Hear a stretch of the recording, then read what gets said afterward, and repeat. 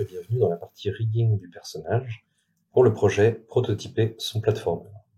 Dans la précédente partie, on a donc vu comment créer ce personnage, et maintenant on va voir comment créer un squelette qui est donc à l'intérieur du personnage, et comment créer des contrôleurs qui vont contrôler ce squelette, pour but donc de l'animer.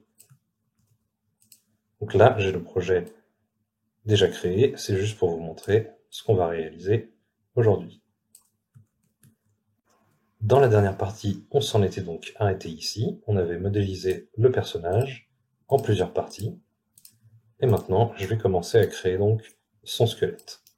Et pour faire, je vais simplement aller dans les onglets en haut à gauche et changer Modeling pour Rigging. Et vous voyez du coup que, encore une fois, tous les menus en haut ont un petit peu changé, et je vais aller dans Skeleton, et je vais faire Create Joints. Je clique une fois dessus, et je vais cliquer une fois sur ma grille. Vous voyez que dans l'outliner, un joint a été créé, et pour confirmer, je vais donc faire W, et afficher là où il est.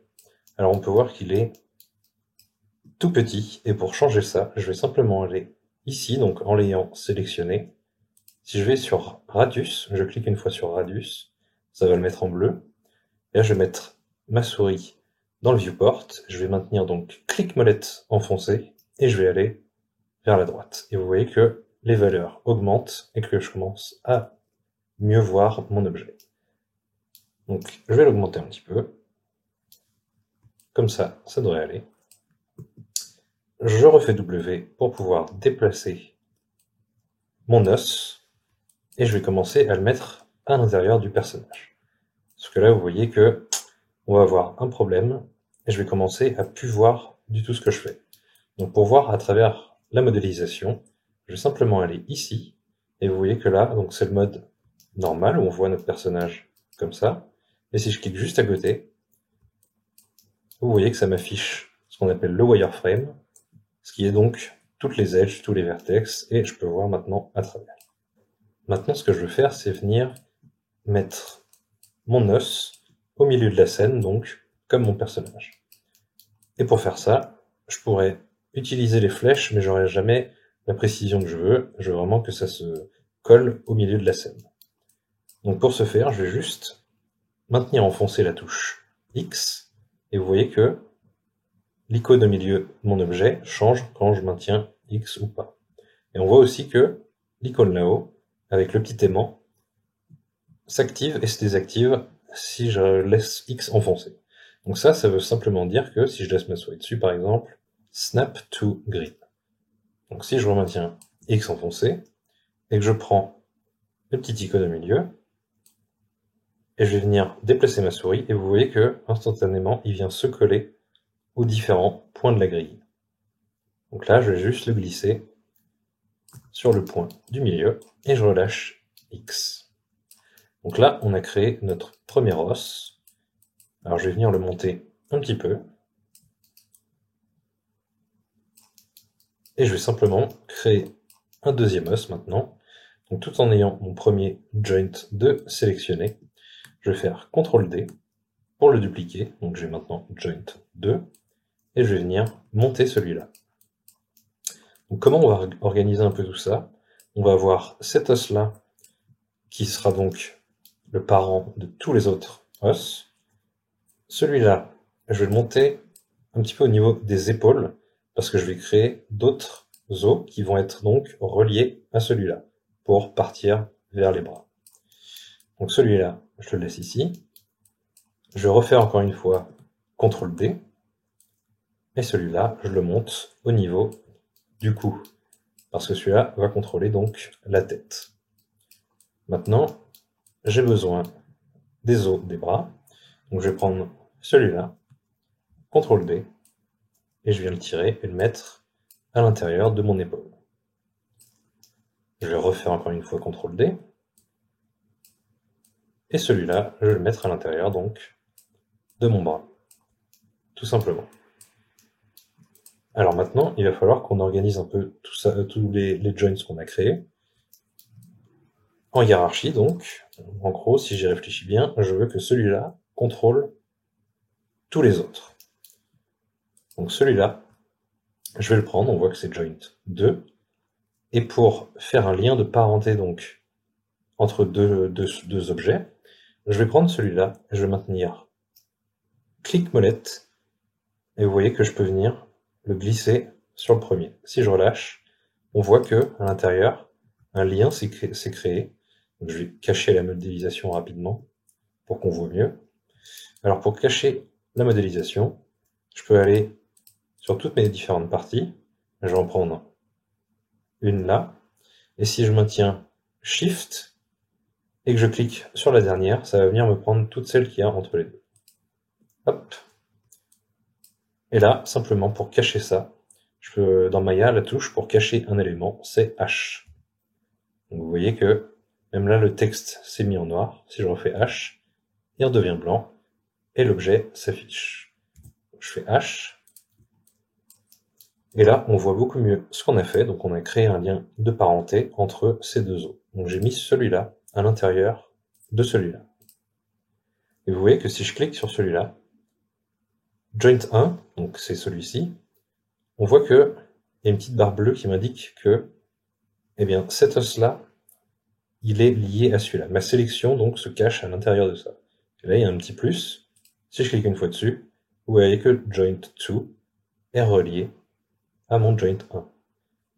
Donc si je reprends joint 1 et que je le fais bouger, vous voyez que ça fait bouger joint 2. Et si je fais bouger joint 2, ça ne va pas faire bouger joint 1. Donc on appelle ça donc parent et enfant. Donc celui-là est le parent de celui-là. Donc les enfants suivent les parents, mais pas l'inverse. Très bien, donc je vais faire la même chose pour le reste. Je vais prendre celui-là, joint 3, et joint 3, il va être enfant de celui-là. Donc je prends celui-là, je maintiens clic molette, et je le glisse. Maintenant, je vais attacher l'épaule à celui-là. Donc celui-là, je regarde bien son nom, c'est bien joint 2. Donc je prends celui-là, joint 4, et je le glisse sur joint 2. Et voilà, on a créé un autre lien de parenté. Et encore une fois, la main va suivre l'épaule. Donc l'épaule, là vous voyez que c'est en bleu un peu foncé, donc c'est pas ces deux-là, ça va être encore une fois caché à l'intérieur. C'est bien joint 4, donc joint 5, clic molette, et je le glisse dessus. Et voilà, on a fait notre parenté de tout le squelette, sauf qu'il nous manque un bras, on va simplement faire une symétrie pour avoir ce bras-là exactement le même de l'autre côté. Et pour ce faire, je vais donc sélectionner mon os de l'épaule, qui va donc comprendre celui de la main, puisque c'est le parent, et je vais aller dans Skeleton, Mirror Joints, sauf que là, je vais pas cliquer directement dessus, je vais aller sur la petite boîte de dialogue ici, vous voyez qu'il y a plein de petites boîtes de dialogue juste à côté de pas mal d'options, et là, ça va pas m'exécuter l'opération, mais ça va me demander quelques options avant de confirmer l'opération. Donc là, ça dépend comment vous avez créé votre modèle, dans quel sens dans la scène. Si le robot, il regarde tout droit, il regarde sur le côté, en fait, ces options-là vont devoir changer. Donc c'est à vous de tester un petit peu. Par exemple, moi je pense que ça va être plutôt cet axe-là. Donc je prends l'épaule, je sélectionne un axe et je vais faire Apply. Et là vous voyez que c'était le bon axe et qu'il s'est mis de manière parfaitement symétrique. Si j'annule ça, que je fais CTRL Z, par exemple si je teste sur cet axe-là, je fais Apply, vous voyez que il a fait une symétrie de lui-même, mais à la même place. Donc je vais annuler ça, donc à vous de trouver le bon axe pour que ça soit bien de l'autre côté. Apply, et je peux fermer. Donc là vous voyez qu'il m'a fait une symétrie parfaite de mon bras, et qui m'a remis donc exactement la même chose, la main qui est enfant de l'épaule. Très bien, je vais réafficher donc ma modélisation. Encore une fois, je prends le premier, le dernier, avec Shift de maintenu. Et là, je fais H pour révéler ma modélisation. Donc là, je regarde, tout est bien, tout est en place. Je vais pouvoir maintenant créer donc les contrôleurs. Alors pourquoi on fait des contrôleurs? C'est parce qu'en fait, on a quasiment interdiction de toucher aux os directement, de les faire tourner, etc. Les os, on les touche pas. En fait, on va créer des contrôleurs qui vont, eux, contrôler ces os-là. Et les os seront rattachés à la modélisation. Donc, pour créer un contrôleur, je vais simplement aller en haut à gauche, et là, je vais donc cliquer sur Curve.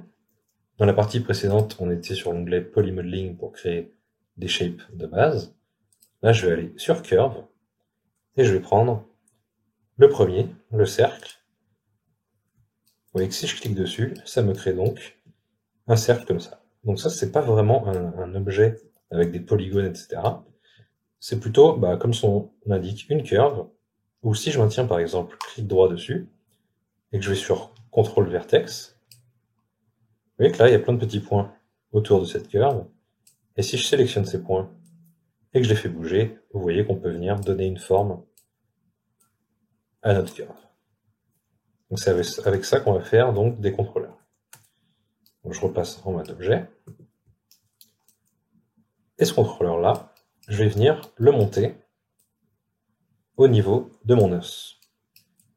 Alors là, il est un peu grand, donc je peux venir le rétrécir. Là, je vais réactiver les polygones de la modé en cliquant encore une fois juste ici pour passer donc du mode wireframe au mode normal. Et en fait, je veux que ces contrôleurs soient accessibles. Il ne faut pas trop les réduire pour qu'ils commencent à être cachés dans la modé ou qu'ils soient trop grands pour qu'ils soient cachés dans d'autres choses. Je vais trouver un petit peu une taille entre les deux. Très bien. Donc là, je vais réafficher mon mode avec de la transparence. Et je vais venir créer un deuxième contrôleur. Donc je vais réutiliser celui-là. Je vais maintenir CTRL et j'appuie sur D pour dupliquer. Je vais venir monter ce contrôleur-là au niveau du cou. Donc on saute le contrôleur du milieu, parce qu'on veut pas vraiment le contrôler celui-là. On veut contrôler donc celui du bas, pour contrôler tout le corps, et ensuite la tête, et ensuite les deux épaules. Donc celui-là, il est bien là. Je regarde encore une fois qu'il traverse pas, qu'il soit tout simplement accessible. Très bien. Donc là, celui-là, je le reprends, CTRL D, et je vais venir le mettre au niveau de l'os de l'épaule.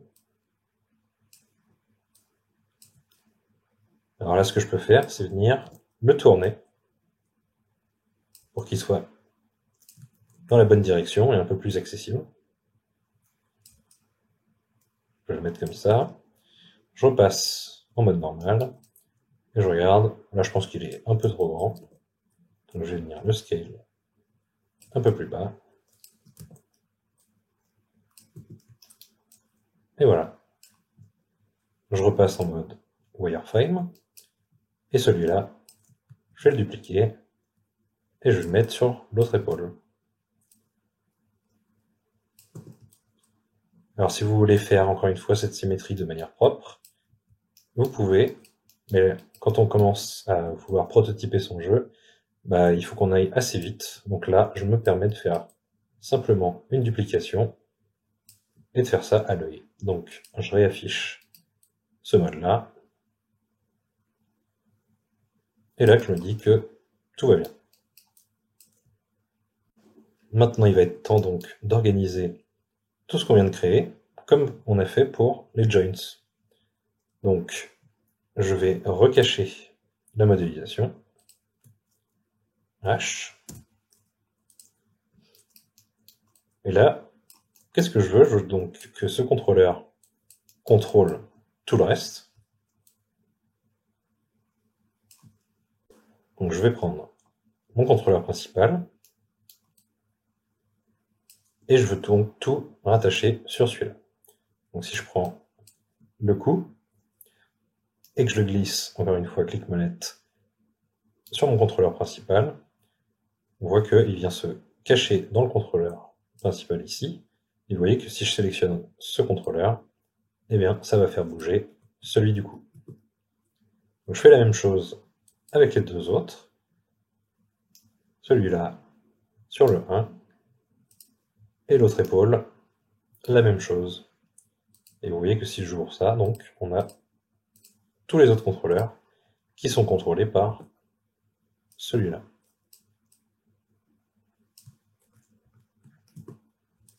Très bien. Maintenant, ce qu'il va falloir faire, c'est créer donc des contraintes. Donc on va indiquer au squelette de suivre eh bien, tout simplement les contrôleurs. Et ensuite, on fera la même chose pour la modélisation. On va lui dire de suivre les os. Donc, pour faire ça,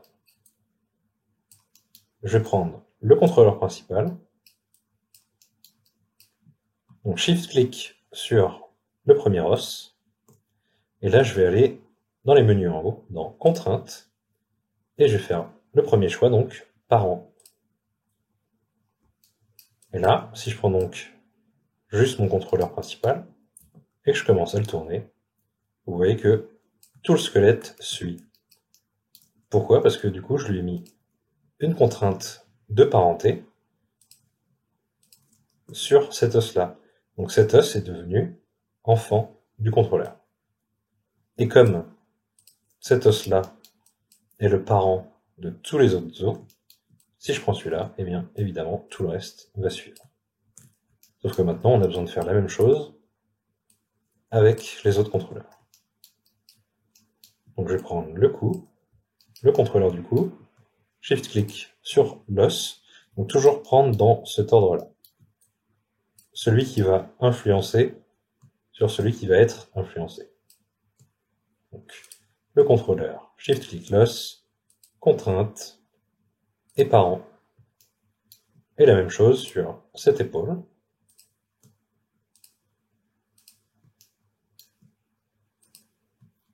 Et sur celle-là. Donc on vérifie bien que le contrôleur principal fasse tout bouger. Si je le laisse dans une position un peu comme ça, ensuite je prends l'épaule, tout va bien, et je prends le coup. Alors là on ne peut pas vraiment vérifier si ça fait tourner le coup, parce qu'il n'y a qu'un seul os ici. Donc pour vérifier qu'il suit bien, on va faire une translation, et il suit bien. Donc je vais faire CTRL Z, revenir quand il était droit, et cette fois je vais donc devoir venir faire des liens de parenté, alors des contraintes de parenté, des os sur la modélisation. Donc pour ça, je vais venir réafficher toute ma modélisation. Sauf que là, la dernière fois, dans la dernière partie, on a laissé ça un peu tout séparé. Sauf que là, je voudrais que, quand je clique sur la tête, ça sélectionne tous les autres objets. Et donc pour ce faire, je vais venir sélectionner, par exemple, cette partie-là, et je vais venir donc sélectionner tout le reste. Si je maintiens Shift, je vais venir cliquer sur tous les autres éléments qui composent ma tête. Je vérifie que j'en ai pas oublié. Donc je veux que ça, ce soit un seul objet. Donc je vais venir chercher en haut, je vais changer donc cet onglet Rigging pour Modeling. Je vais aller donc dans Mesh, et je vais faire Combine. Et là, vous voyez que tout s'est mis en vert, et dans l'outliner, c'est devenu un seul et même objet. Sauf que Maya aime bien se souvenir des opérations qu'on a faites. Plus vous faites d'opérations sur un objet, plus ça va le mettre donc dans son historique. Et après, on va se retrouver avec plein de choses dont on n'a pas besoin. Donc une fois que vous avez fait des opérations dont vous êtes sûr que vous voulez les garder, il est très important de venir faire donc Edit, Delete by Type et History. Donc voilà, je viens de supprimer l'historique de cet objet, pour pas qu'on ait trop de problèmes par la suite et qu'il nous garde plein de choses et que ça nous encombre. Très bien, vous voyez que là donc, je peux déplacer ma tête en entier, c'est plus donc plein de parties séparées.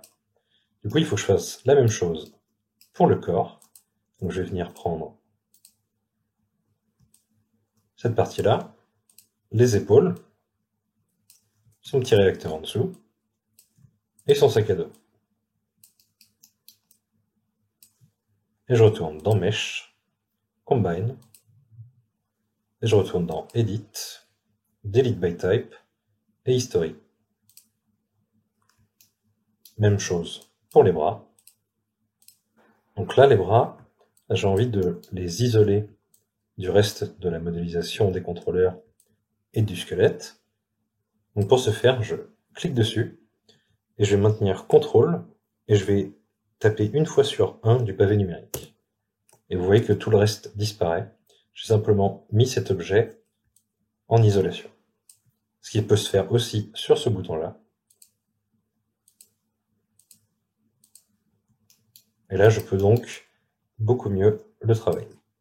Donc là, je vais maintenir clic droit, je vais me mettre en mode face, je vais prendre toutes ces faces-là, et je vais aller dans Mesh, et juste en dessous de Combine, on a Separate. Donc je vais cliquer une fois dessus, et juste après ce genre d'opération, je vais directement faire un Edit, Delete by Type et History, parce que sinon il va se souvenir qu'on a séparé l'objet, et après ça peut nous causer des problèmes pour des opérations qui vont suivre.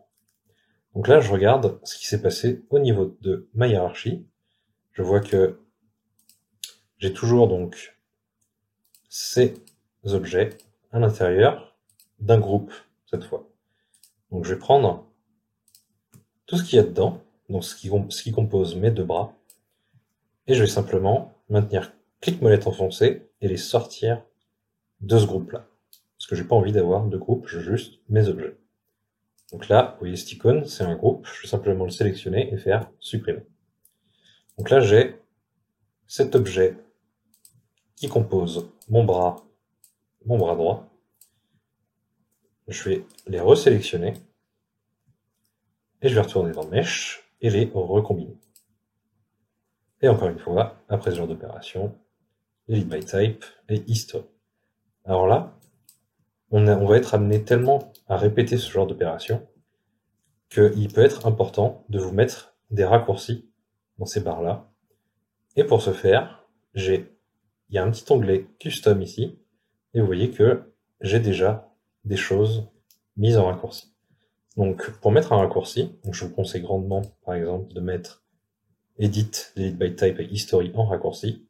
Vous avez simplement à aller sur ce que vous voulez avoir en raccourci, maintenir CTRL et SHIFT en même temps enfoncé, et cliquer une fois dessus. Et vous voyez que ça vient me rajouter un petit raccourci juste là. Donc je l'avais déjà en premier ici. Si vous voulez les supprimer, vous faites clic droit dessus et Delete. Tout simplement. Donc là j'ai bien ce bras et ce bras en séparé.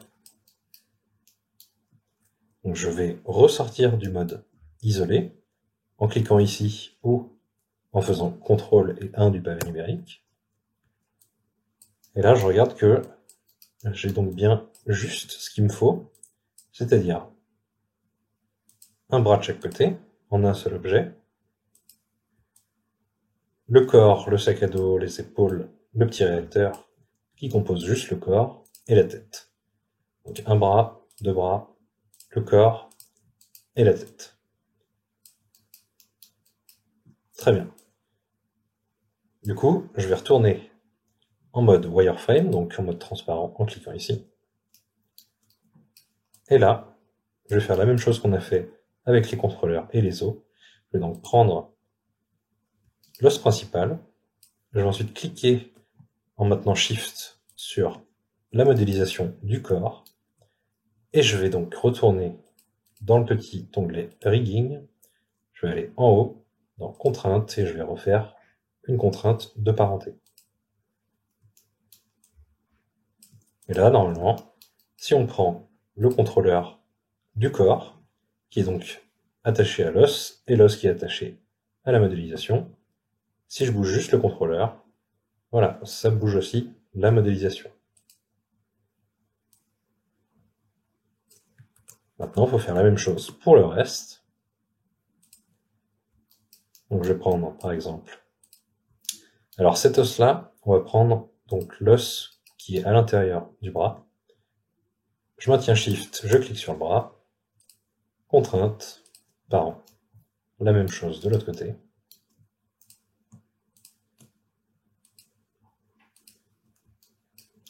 Et une dernière fois pour la tête.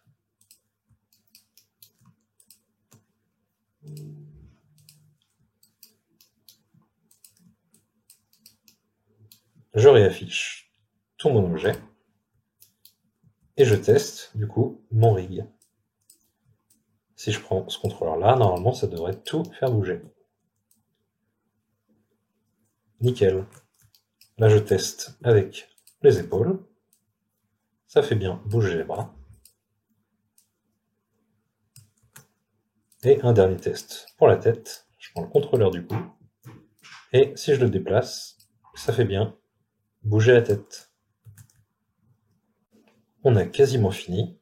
Alors je tiens juste à préciser que cette façon de faire le rigging peut convenir donc pour faire des prototypes très rapides, mais c'est pas la manière la plus clean de le faire. Et surtout, pour riguer par exemple des personnages plutôt organiques, on va utiliser une toute autre façon. Voilà. Donc dernière chose qui nous reste à faire, ça va être simplement de renommer tout ce qu'on a ici. Par exemple, ce contrôleur-là, j'ai pas envie qu'il s'appelle NURB Circle 1. Je vais mettre donc simplement des bons noms pour chacune des choses. On va faire ça rapidement.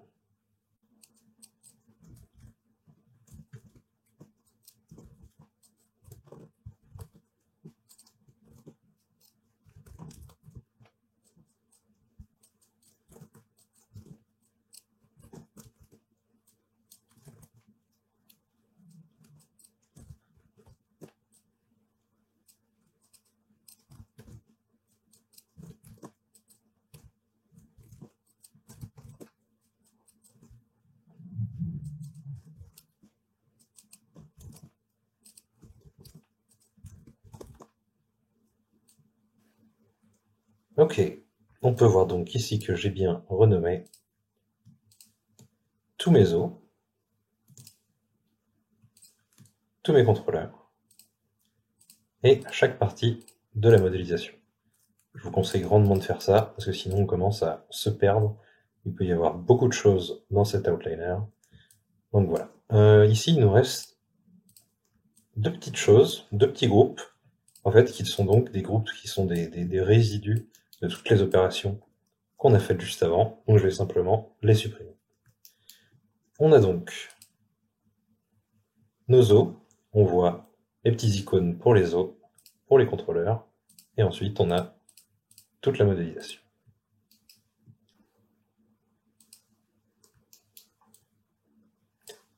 Et maintenant, on peut regarder si tout va bien, si on n'a pas des petits résidus, des objets qui traînent. Maintenant, je veux simplement faire une dernière chose, c'est-à-dire que tout ce qui concerne la modélisation, je veux le mettre en un seul groupe. Et pour faire ça, je vais prendre la tête, je maintiens CTRL pour sélectionner les autres parties. Et là, je vais simplement appuyer sur CTRL-G pour mettre ça dans un groupe, que je vais appeler donc, par exemple, caractère underscore géo, pour géométrie. Et ensuite, je vais faire la même chose avec donc ce qui concerne plutôt le squelette et les contrôleurs, donc tout ce qui concerne le rig. Je prends les deux et je fais CTRL-G.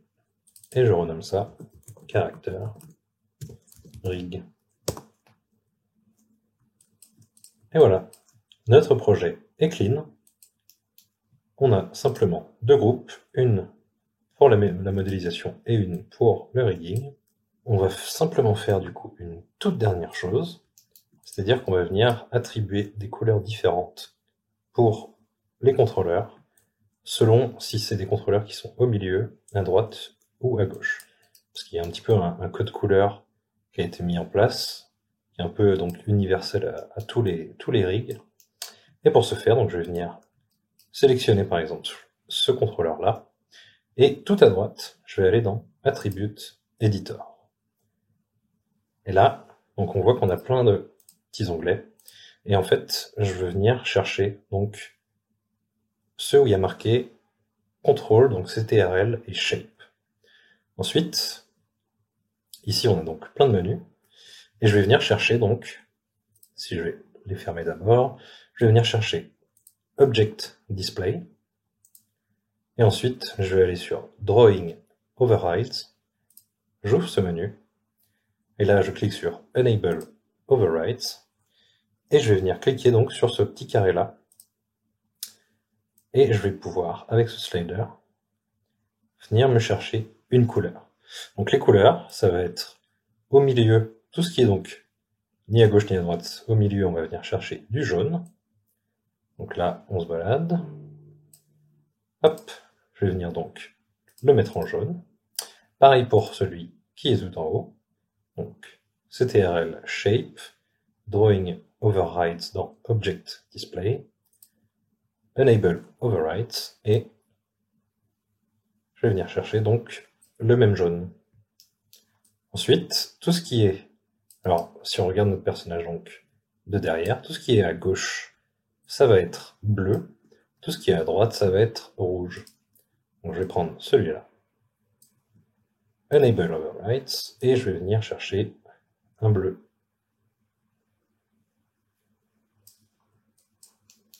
Et la même chose de l'autre côté, mais en rouge.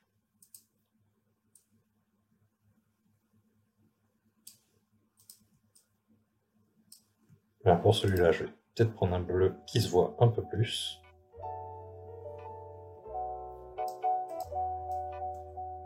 Voilà. C'est donc tout pour la partie rigging. Donc merci d'avoir suivi cette partie. Et maintenant, on va simplement envoyer ça à notre animateur. Donc bonne chance pour animer ce personnage.